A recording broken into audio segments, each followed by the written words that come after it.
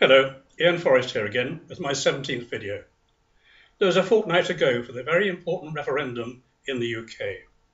Nearly everyone, I think, is suffering from lack of detail and clarity on both sides. And yet we all get that sneaky feeling that we are not being told on purpose of some vital information and secret agendas. This short video today is to provide you with an agenda being played out, especially by Michael Gove, our Minister of Justice. It involves power, so-called sovereignty and democracy. In the UK, we have a unique system of power passed down to us from our history and heritage. It involves Her Majesty the Queen, but now she is just the titular head of our country without any executive power. However, below her, there is a tier of an elite who owe their allegiance to her, but not to us. They include, amongst others, parliamentarians, those in the Privy Council, and not least the judiciary and the judicial system. They are all bound by what I call joined at the hip in a club, in another binding allegiance between themselves. We may vote for MPs into Parliament, but the real powerhouse is hidden and unaccountable to us.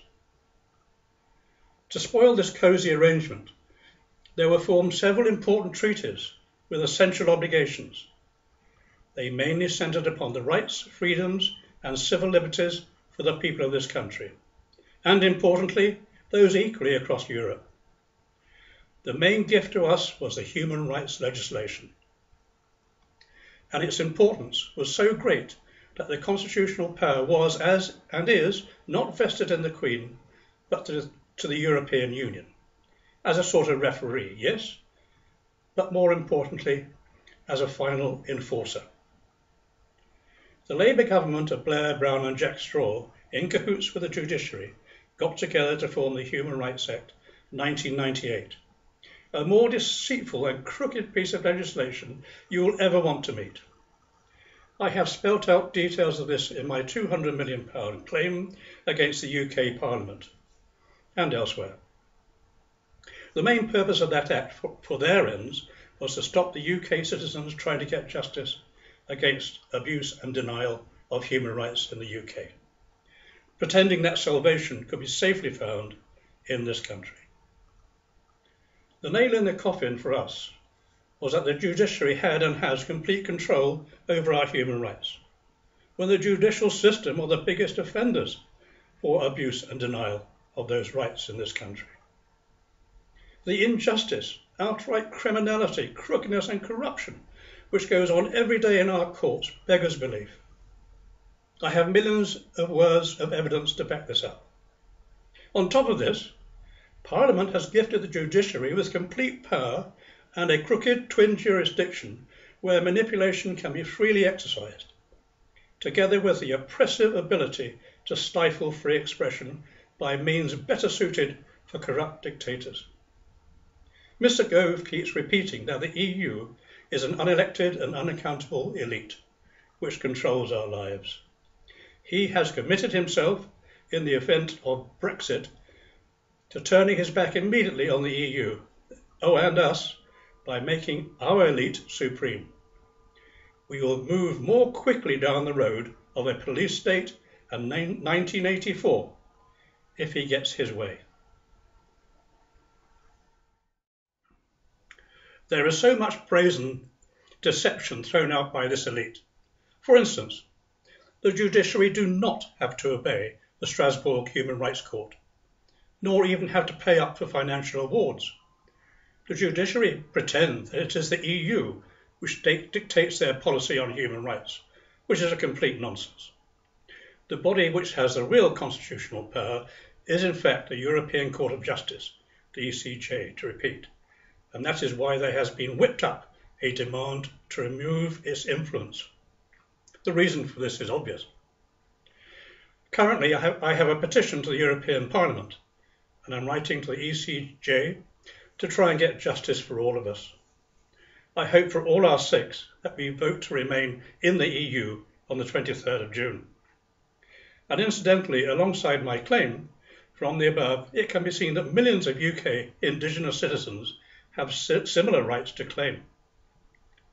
This situation is reinforced by the fact that I have just received a letter from the Ministry of Justice admitting that, for the life of the Human Rights Act 1998, our human rights have been denied and abused, but they are going to do something about it sometime. Why do you think the so-called Bill of Rights has been delayed? We'll soon find out. I will end by clarifying a few more myths, which are got out by the thought police. Firstly, by treaty agreements, reinforced by David Cameron's opt-out conditions and our own laws. We do have complete control over immigration. It is a failure of the Home Office, our border controls, and the pretense that the EU dictates to the judiciary over such matters as extradition, which is the truth behind that. Secondly, the existing EU law through the European Convention on Human Rights, in Article 8, states, everyone has the right to respect for their private and family life, his home and his correspondence.